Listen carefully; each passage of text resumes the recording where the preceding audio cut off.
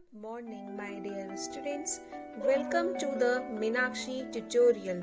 Today, I will give you the exercise explanation of chapter 10, Respiration in Organisms of class 7th Science. Let's start solving the exercise questions. Question number 1. Why does an athlete breathe faster and deeper than usual after finishing the race? जब आप normal walk कर रहे हो, ठीक है, तो उसमें आपका जो ब्रीथ का जो रेट होता है वो फास्टर नहीं होता है, नॉर्मल रेट होता है. बट जैसे ही जो एथलीट्स होते हैं, ठीक है, वो अपनी रेस फिनिश करते हैं तो उनका जो ब्रीथ रेट है वो फास्टर हो जाता है एंड डीपर हो जाता है. क्यों हो जाता है? Answer: During the run, the demand of energy is high, but the supply of oxygens to produce energy is limited. आप लोगों को पता है रेस्पिरेशन प्रोसेस में जो फूड है वो ऑक्सीजन से रिएक्ट करता है और एनर्जी प्रोड्यूस करता है. बट जब हम रन करते हैं तो डिमांड जो होती है एनर्जी की वो बढ़ जाती है और बढ़ने के कारण जो ऑक्सीजन सप्लाई है वो तो लिमिटेड है, इसलिए आपकी एनर्जी प्रोड्यूस नहीं हो पाती है. Therefore, anaerobic respiration takes place in the muscle cells to fulfill the demand of energy. इसीलिए एनर्जी को डिमांड को फुलफिल करने के लिए आपके बॉडी में जो मसल सेल्स हैं उसमें एनारोबिक रेस्पिरेशन होने लगता है. Anaerobic respiration means the respiration process in absence of oxygen. Oxygen की अब्सेंस में रेस्पिरेशन होता है, उसको हम क्या बोलते हैं? एनारोबिक रेस्पिरेशन, जिसमें जो फूड है वो ब्रेक डाउन होता है in the absence of oxygen and they will produce the energy. After finishing the race, athletes breathe faster and deeper than usual so that more oxygen is supplied to the cell.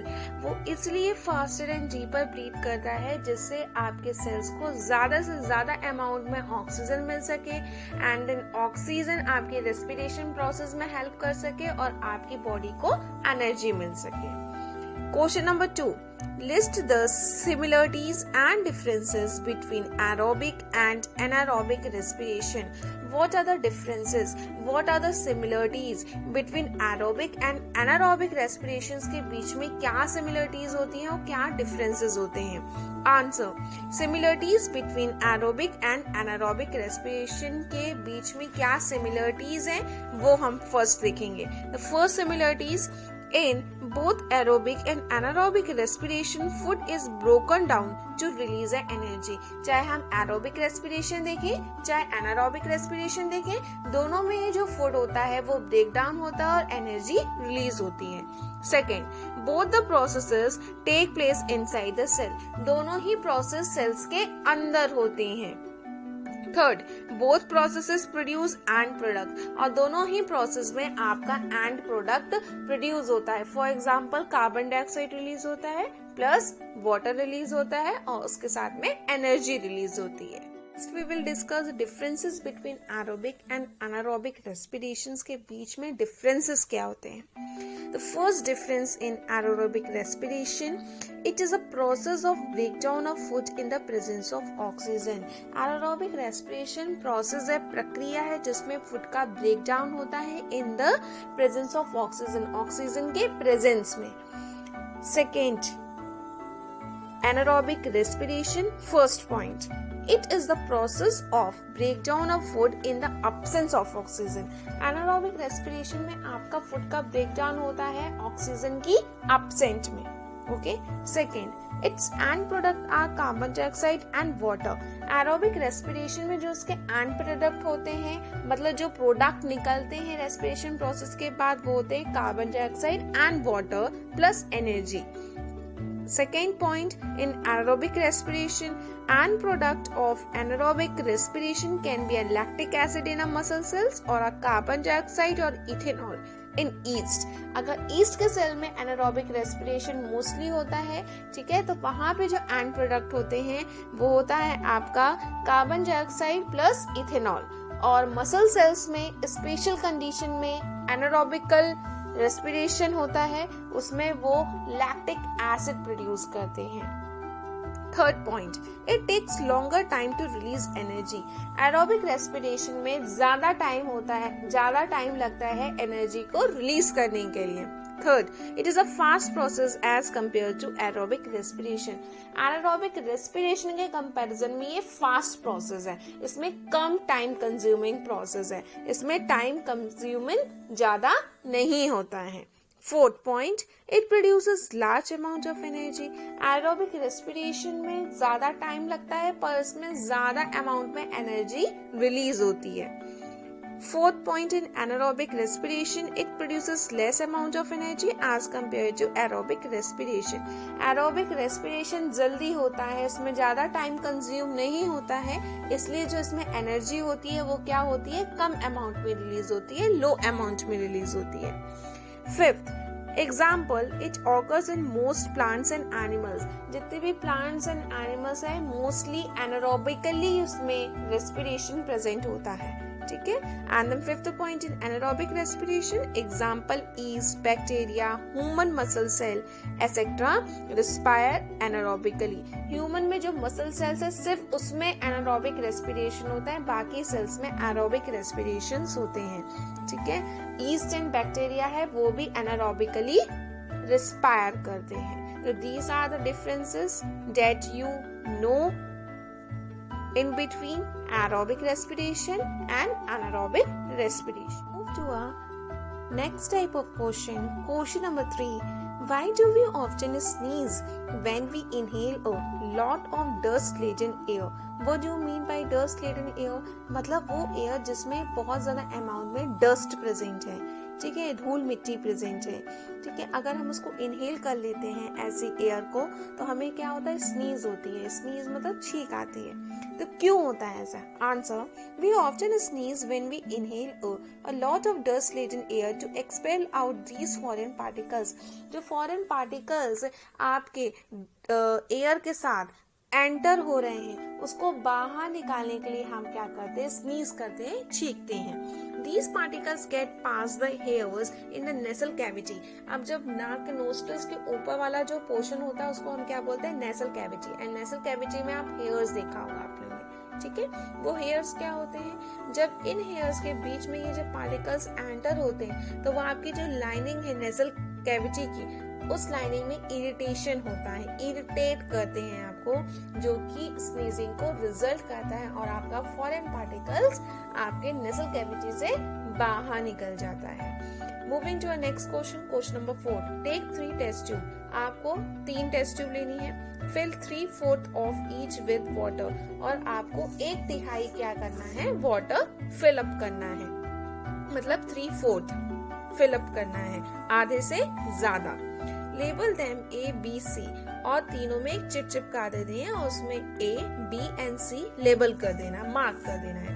Keep a snail in the test tube A। आपको test tube A में snail रखना है। Snail एक aquatic animal है, ठीक है, जो कि आपका किसमें रहता है, वाटर में लीव करता है। उसको हम क्या बोलते हैं, स्नेल। स्नेल के ऊपर एक शेल होती है, ठीक है, जो उसको प्रोटेक्ट करके रखती है। देन उसको अपन को किस में रखना है, टेस्ट ट्यूब A में। अब water plant in a test tube B, और सेकेंड में एक वाटर प्लांट रखना है। Water plant means aquatic plant, आप कोई सा भी यूज कर सकते हो, हाइड्रिला ले लो, वाटर हाइसिंथ है, ये सारे प्लांट्स आपको पॉन्ड्स में मिलेंगे, लेक्स में मिलते हैं, तो यहाँ पे आपको प्रेजेंट मिलते हैं, इसलिए हम इसको क्या बोलते हैं, एक्वेटिक प्लांट्स। वाटर प्लांट आपने रख लिया B में, एंड इन C, दोनों में रख लिया आपने, B में भी रख लिया एंड C में रख लिया, और स्नेल जो है वो आपने A में भी रखा और C में रखा। Okay, keep snail and plant both. Okay, which test tube would have the highest concentration of carbon dioxide. अब आपको बताना है कि कौन से ट्यूब में आपके वाटर में ज्यादा कंसंट्रेशन में कार्बन डाइऑक्साइड होगा, ठीक है। Answer, test tube A will have the highest concentration of CO2। अब जो टेस्ट ट्यूब A है उसमें ज्यादा कंसंट्रेशन में CO2 होगा। कैसे होगा? This is because the test tube A contain a snail, ठीक है, जो कि टेस्ट ट्यूब A में क्या प्रेजेंट है, स्नेल प्रेजेंट है, और स्नेल क्या है, एनिमल है, ठीक है। Snail is an organism that breathe in O2 and breathe out O2, CO2, ठीक है, carbon dioxide. Hence CO2 concentration increases in test tube A. देखो, स्नेक एक एनिमल है जो कि आपको पहले ही बता चुका है. वो इनहेल क्या करता है? ऑक्सीजन. छोड़ता क्या है? Carbon dioxide. और कार्बन डाइऑक्साइड का यूज करने के लिए वहां पे टेस्ट ट्यूब में और कोई प्रेजेंट नहीं है, सिर्फ उसमें वाटर है. ठीक है, तो वाटर से तो कार्बन डाइऑक्साइड का कुछ होना नहीं है. ठीक है, तो आपका जो CO2 कंसेंट्रेशन है वो टेस्ट ट्यूब ए में सबसे ज्यादा मिलेगा. अब देखें हम टेस्ट ट्यूब बी को. तो test tube B contain a water plant. अब टेस्ट ट्यूब बी में आपने क्या रखा था? वाटर प्लांट रखा था, विच टेक्स इन CO2. अब आपको पता है जो प्लांट्स होते हैं वो क्या इनहेल क्या करते हैं? ऑक्सीजन. ठीक है, इनहेल क्या करते हैं? कार्बन डाइऑक्साइड को इनहेल करते हैं फॉर फूड सिंथेसिस. ठीक है, कार्बन डाइऑक्साइड लेते हैं अपने खाना बनाने के लिए, फोटोसिंथेसिस के लिए, एंड गिव आउट O2. और क्या छोड़ते हैं? O2 निकालते हैं. ठीक है, एक्सहेल आउट क्या करते हैं? O2. Hence, more concentration of O2 concentration is found in test tube B. इसीलिए आपके टेस्ट ट्यूब बी में O2 का कंसेंट्रेशन ज्यादा होगा, क्योंकि वहां पे क्या प्रेजेंट है? प्लांट प्रेजेंट है. और हमें क्वेश्चन में क्या बनाना है कि CO2 का कंसेंट्रेशन किस में ज्यादा होगा.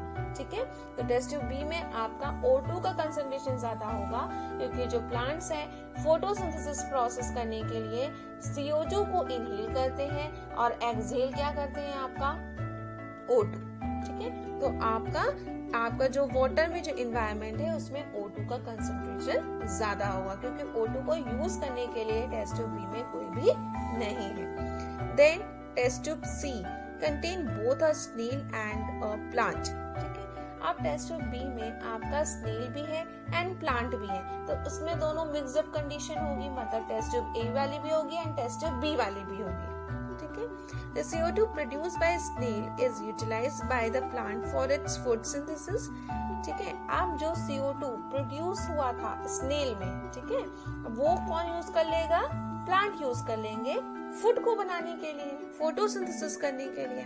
और जो O2 फोटोसिंथेसिस के बाद एक्सहेल हुआ था प्लांट्स में, उसको यूज कर लेंगे स्नेल्स. ठीक है, किस प्रोसेस के लिए? रेस्पिरेशन प्रोसेस के लिए. ठीक है, and the O2 released by the plants is utilized by the snail for a respiration process. Therefore, the test tube A has the highest concentration of CO2. इसीलिए टेस्ट ट्यूब A में जो concentration है CO2 की वो सबसे ज्यादा होगी. Move to our next question. Question number 5. Check the correct answer. A question. In cockroaches, air enters the body through. Cockroaches में जो एयर होती है, ठीक है, ब्रीथिंग प्रोसेस के लिए वो किसके थ्रू एंटर होती है? The first is lungs.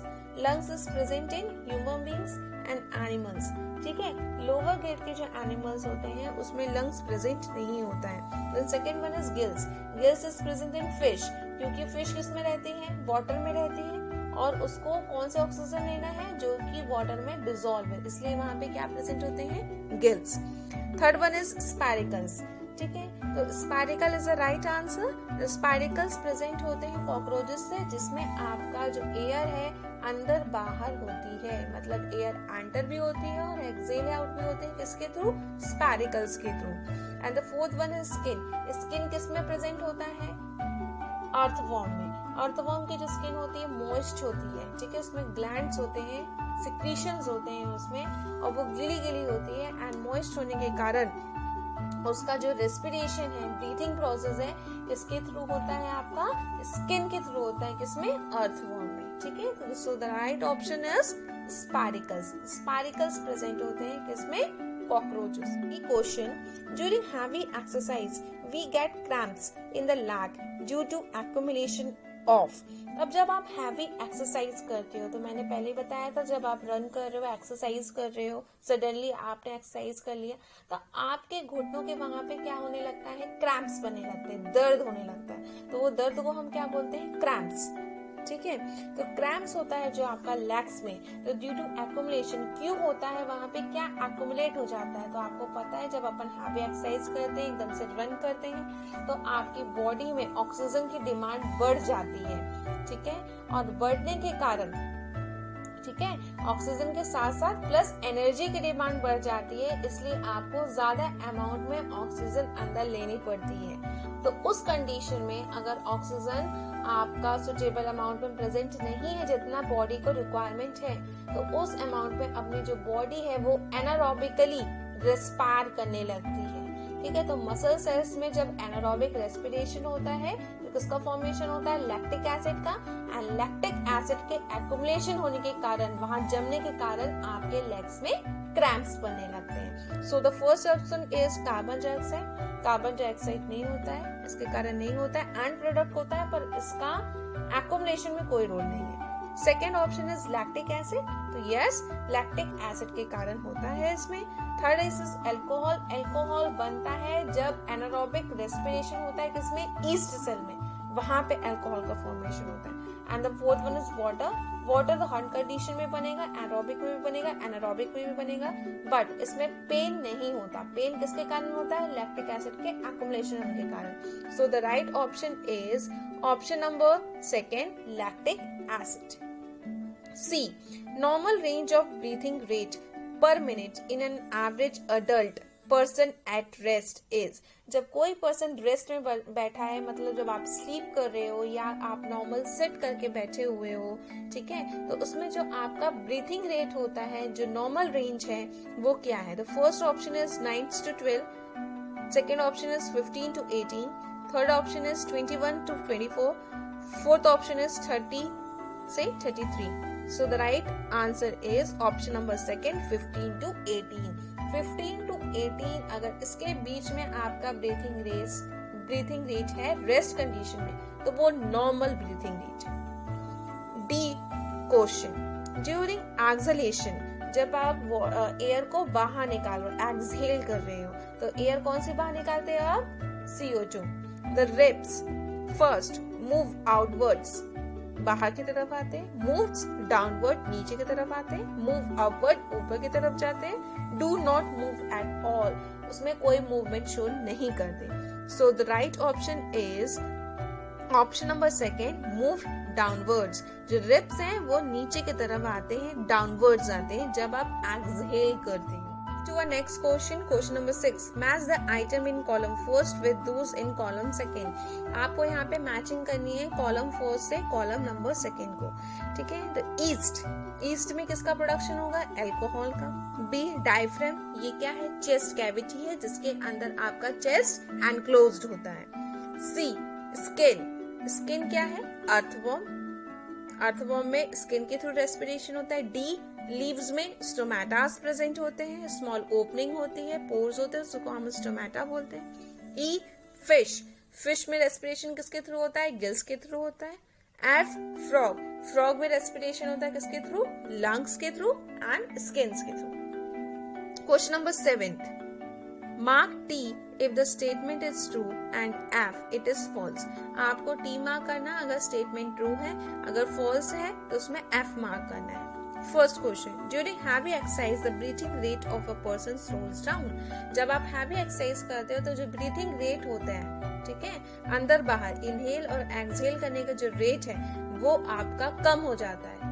This is a incorrect statement, ये फॉल्स स्टेटमेंट है। क्यों फॉल्स है, क्योंकि जब हम हैवी एक्सरसाइज करते हो तो आपका ब्रीथिंग रेट इंक्रीज होता है, क्योंकि during a heavy exercise the breathing rate of the person is increases, not a slow down नहीं होता, increase होता है। That's why this statement is false. Second, plants carry out photosynthesis only during the day and respiration only at night. This statement is false because plants can carry out photosynthesis only during the day. This one is right. But respiration take place day and night या throughout the day. आपको उसमें क्या समझ में आया, जो plant है उसमें फोटोसिंथेसिस प्रोसेस तो दिन में होती है क्योंकि दिन में सनलाइट मिलता है और सोलर एनर्जी चाहिए उनको फोटोसिंथेसिस करने के लिए, तो वो तो दिन में होती है। बट रेस्पिरेशन जो प्रोसेस है, फूड से एनर्जी लेने की जो प्रोसेस है, वो आपका दिन में भी होता है, रात में भी होता है, मतलब थ्रू आउट द डे होता है, हमेशा वो होता रहता है, कभी भी बंद नहीं होता है. So that's why this statement is false. Third statement, frog breathe through their skin as well as their lungs. This statement is true. जो फ्रॉग है उसमें जो ब्रीथिंग प्रोसेस है, इनहेल और एक्सहेलेशन जो प्रोसेस है, वो स्किन के थ्रू भी होती है एंड लंग्स के भी थ्रू होती है. ठीक है. अब स्किन एंड लंग्स के थ्रू कैसे होती है? जब वो लैंड में रहते हैं तो किसके थ्रू होती है? आपकी लंग्स के थ्रू होती है. और जब पानी में चले जाते हैं उसकी किसके थ्रू होती है? स्किन के थ्रू होती है. Fourth statement, the fish have lungs for respiration. Fish के पास लंग्स होते हैं रेस्पिरेशन करने के लिए. This statement is incorrect statement because the fish have gills for respiration. Fish के पास gills होते हैं respiration process करने के लिए, lungs नहीं होते. Fifth statement, the size of chest cavity increases during inhalation. जब आप inhale करते हो, सांस अंदर की तरफ लेते हो, तो आपका chest cavity का साइज increase हो जाता है. This statement is a true statement. ये जो statement दी है यहाँ पे वो ट्रू स्टेटमेंट है, सही है. जब आप इनहेल करते हो तो आपका चेस्ट का साइज इंक्रीज होता है. Move to our next question. Question number 8, give the one word for the following statement. आपका जो स्टेटमेंट है उसके लिए आपको वन वर्ड सजेस्ट करना है. Statement 1, the air tubes of insects. Insects की जो एयर ट्यूब्स होती हैं, जो कॉकरोच में प्रेजेंट होती है, आंसर इज ट्रैकिया. उसको हम क्या बोलते हैं? Trachea. Second statement, skeletal muscles surrounding chest cavity. जो चेस्ट कैविटी को सराउंड करके रखती है, जिसके अंदर आपका हार्ट एंड लंग्स प्रेजेंट होता है, आंसर इज रिब्स. ठीक है. और रिब्स कंबाइन होकर क्या बनाती है? Rib cage. इसके अंदर आपका लंग्स एंड हार्ट प्रोटेक्टेड रहते हैं. Third statement, muscular floor of a chest cavity. Chest cavity का जो मस्कुलर फ्लोर है उसको क्या बोलते हैं? Answer is diaphragm. Fourth, tiny pores on the surface of the leaves. Leaves के लोअर सरफेस में, नीचे वाले सरफेस में पोर्स प्रेजेंट होते हैं, जिसको हम क्या बोलते हैं? Answer is stomata.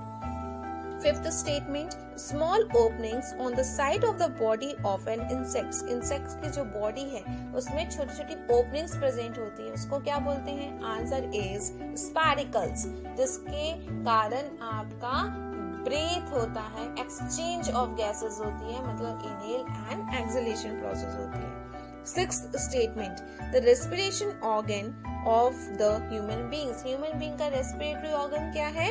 Answer is lungs. Seventh statement, the opening through which we inhale. ऐसी कौन सी ओपनिंग अपनी बॉडी में जिसके कारण हम सांस अंदर या बाहर लेते हैं? Answer is nostrils. Eighth, an anaerobic organism. Anaerobic organism ऐसा एनिमल जिसमें एनारोबिक रेस्पिरेशन होता है, answer is yeast cell. Ninth, and cockroach with tracheal system. वो कॉकरोच या वो ऑर्गेनिज्म जिसमें ट्रैकियल सिस्टम प्रेजेंट है, answer is cockroach. Move to our last question of chapter 10.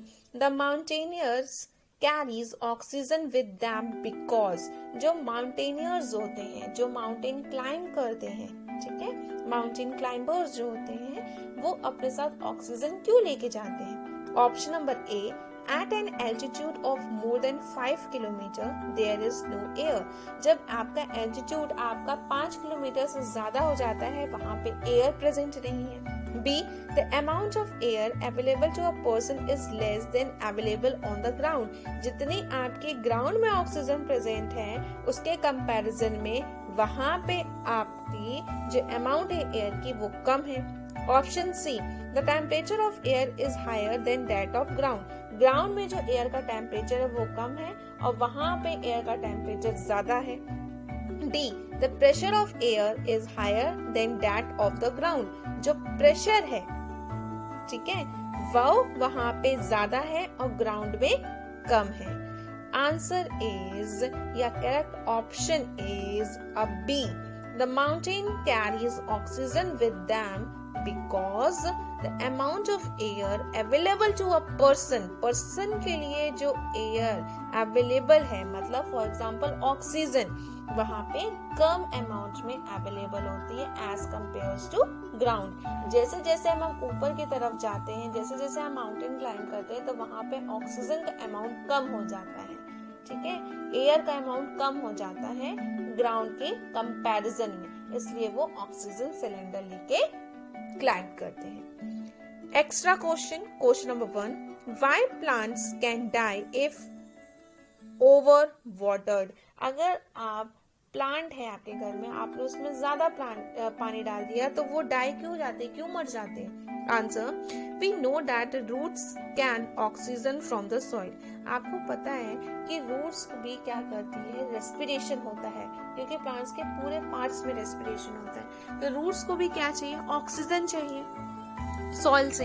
The air in the soil is present between the soil particles। अब आपने chapter number 9 में पढ़ चुके हो, जो सॉइल है वो किससे मिलके बने थे, soil particles, and soil particles के बीच में स्पेस होता है जहाँ पे आपकी एयर प्रेजेंट होती है, और यही एयर से प्लांट्स क्या करते हैं, रेस्पायर करते हैं, ऑक्सीजन लेते हैं, ठीक है।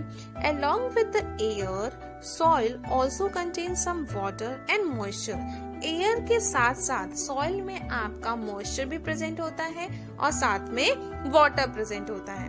If we over water the plant, the space between the soil particles get clogged. ठीक है, जब हम ज्यादा पानी डाल देंगे तो जो जो आपके सॉइल पार्टिकल्स उनके बीच का जो स्पेस था वो क्या हो जाएगा, क्लॉग हो जाएगा, ब्लॉक हो जाएगा। As a result the roots will not ables to get enough air, जिसके कारण जो रूट्स हैं, रूट्स को एयर नहीं मिलेगी, क्योंकि जहाँ पे एयर होना चाहिए था वहां पे वाटर आपने फिलअप कर दिया, ठीक है, तो वहां पे उसको एयर नहीं मिलेगी, and the plants can die. इसलिए प्लांट्स क्या हो जाएंगे, डाई हो जाएंगे, और जो रूट्स होती है वो क्या हो जाएंगी, सड़ जाती हैं, ठीक है, डिकम्पोज हो जाती हैं। इसलिए आपका यहाँ पे आपके जो प्लांट्स है वो डाई हो जाएंगे, इसलिए हमें प्लांट्स को ओवर वाटर कभी नहीं करना चाहिए। Here I am explaining, I am completing all the explanation of exercise of chapter 10 respiration in organisms. Please watch all the video of this chapter for proper concept understanding.